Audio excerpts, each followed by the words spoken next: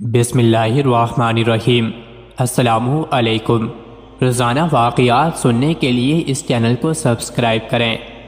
حضرت عمر رضی اللہ عنہ نے مجاہدین کی صحت کا خیال رکھنے کے لیے حضرت سعد بن ابی وقاص رضی اللہ عنہ کو حکم دیا کہ کوئی ایسا خطہ تلاش کرے جس میں خشکی اور نمی ایک جیسی ہو۔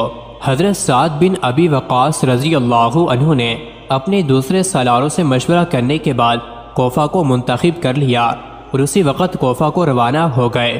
وہاں انہوں نے ایک بلند جگہ منتخب کی اور حکم دیا کہ یہاں مسجد کی تعمیر شروع کی جائے۔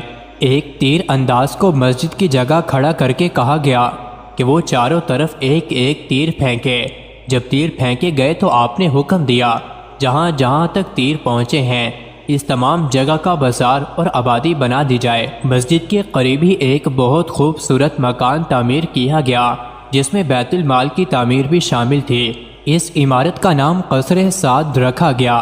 چند ہی برسوں میں یہ بستی بہت ہی خوبصورت اور شان والی ہو گئی، یہاں تک کہ کوفہ کو ہی اسلامی سلطنت کا دارالخلافہ بنا دیا گیا۔ حضرت سعد بن ابی وقاص رضی اللہ عنہ مدائن سے کوفہ منتقل ہو گئے اور نئے مکان میں رہنے لگے، لیکن یہاں شور و غل اتنا ہوتا تھا کہ حضرت سعد بن ابی وقاص رضی اللہ عنہ پریشان ہو گئے۔ انہوں نے معمار کو بلا کر کہا کہ مجھے اس شور و غل اور ہنگامے سے نجات دلاؤ، اس شور و غل کے لیے میرے گھر کے دروازے بند کر دو۔ معمار نے اس مکان میں کچھ ایسے اضافے کیے کہ یہ چھوٹا سا ایک محل بن گیا۔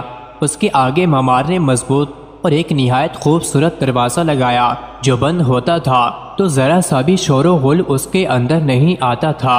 ایک بار وہاں سے کوئی شخص مدینہ منورہ آیا اور امیر المومنین سے ملا۔ کوفہ کے متعلق بات چلی تو اس شخص نے امیر المومنین حضرت عمر رضی اللہ عنہ کو بتایا کہ امیر لشکر حضرت سعد رضی اللہ عنہ نے محل جیسا مکان تعمیر کروایا ہے اور اس کے سامنے ایک محل جیسا دروازہ لگایا ہے۔ حضرت عمر رضی اللہ عنہ نے یہ بات سنی تو ایک صحابی محمد رضی اللہ عنہ بن مسلمہ کو بلایا اور حکم دیا کہ ابھی کوفہ روانہ ہو جاؤ، سعد کے مکان کے دروازے کو بغیر پوچھے آگ لگا دینا اور پھر یہ خط اسے دے دینا اور وہیں سے واپس آ جانا۔ محمد رضی اللہ عنہ بن مسلمہ اسی وقت روانہ ہو گئے۔ لمبی مسافت کے بعد کوفہ پہنچے۔ حضرت سعد بن ابی وقاص رضی اللہ عنہ کو اطلاع ملی تو انہوں نے انہیں بلایا۔ وہ حضرت سعد رضی اللہ عنہ کے گھر گئے لیکن اس کے اندر جانے سے انکار کر دیا۔ حضرت سعد رضی اللہ عنہ باہر آئے، انہوں نے کہا کہ وہ پہلے اندر چل کر کھانا کھائیں۔ حضرت محمد بن مسلمہ نے انکار کر دیا اور دروازے پر تیل پھینک کر آگ لگا دی۔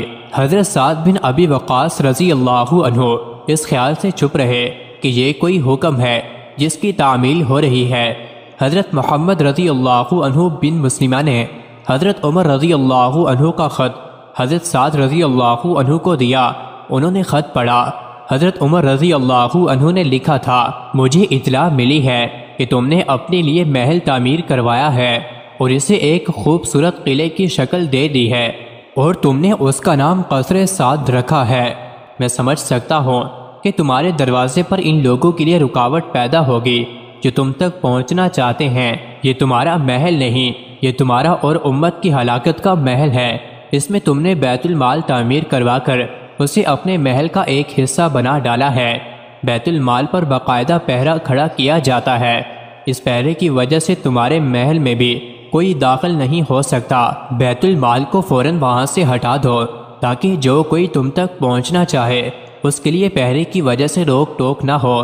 اپنے اور لوگوں کے درمیان کوئی رکاوٹ نہ رکھو۔ دروازہ جل رہا تھا۔ حضرت سعد بن ابی وقاص رضی اللہ عنہ نے حضرت عمر رضی اللہ عنہ کا حکم نامہ پڑھ کر محمد رضی اللہ عنہ بن مسلمہ کو بتایا کہ انہوں نے یہ دروازہ کیوں لگایا تھا۔ انہوں نے کہا کہ میں اس ملک کا امیر ہوں اور امیر لشکر بھی ہوں، مجھے اطمینان اور سکون چاہیے تاکہ میں صحیح فیصلے کر سکوں اور لوگوں کی بھلائی کے لیے سوچ سکوں۔ محمد رضی اللہ عنہ بن مسلمہ مدینہ واپس آئے اور حضرت عمر رضی اللہ عنہ کو بتایا کہ وہ حکم کی تعمیر کر آئے ہیں۔ اس کے ساتھ ہی انہوں نے حضرت عمر رضی اللہ عنہ کو بتایا کہ حضرت سعد بن ابی وقاص رضی اللہ عنہ نے کیا عذر پیش کیا ہے اور اس قسم کا دروازہ لگانے کی وجہ کیا تھی؟ حضرت عمر رضی اللہ عنہ کی عظمت ملاحظہ ہو، انہوں نے یہ نہیں کہا کہ انہوں نے جو حکم دیا تھا وہ بالکل صحیح تھا۔ انہوں نے محمد رضی اللہ عنہ بن مسلمہ سے کہا کہ انہیں یہ عذر قبول کر لینا چاہیے تھا، اندھا دھند حاکم کے حکم کی تعمیل نہیں کرنی چاہیے۔ حضرت عمر رضی اللہ عنہ نے کہا اگر تم نے اپنی آنکھوں سے کوئی اور صورتحال دیکھی تھی اور اس کی صحیح وجہ تمہیں معلوم ہو گئی تھی تو تم میں اتنی سوچ اور اتنی جرت ہونی چاہیے تھی کہ میرے حکم کی تعمیل نہ کرتے۔ حضرت عمر رضی اللہ عنہ نے اسی وقت حضرت سعد بن ابی وقاص رضی اللہ عنہ کو پیغام بھیجا کہ انہوں نے جو عذر اور جو وجہ بتائی ہے وہ قبول کی جاتی ہے اور وہ اپنا مکان پہلے کی طرح رہنے دیں۔ یہ تھا مسلمانوں کا کردار جس نے انہیں عراق اور شام سے رومیوں اور فارسیوں کا صفایا کرنے کی طاقت دی، اور انہوں نے وہاں ایسی حکومت قائم کی کہ وہاں کے لوگ جوک در جوک اسلام قبول کرتے چلے گئے۔ مزید ایسی ہی ویڈیوز کے لیے چینل کو ضرور سبسکرائب کریں۔